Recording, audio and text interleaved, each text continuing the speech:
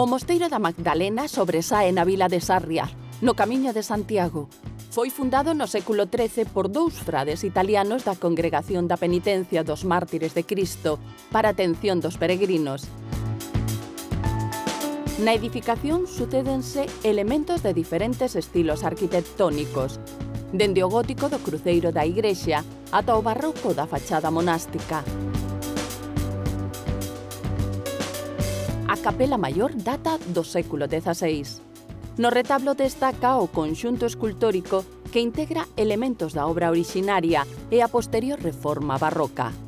Nesa etapa, incorporouse o sagrario e o ático, onde está a imaxe do patrón do convento, San Agustín.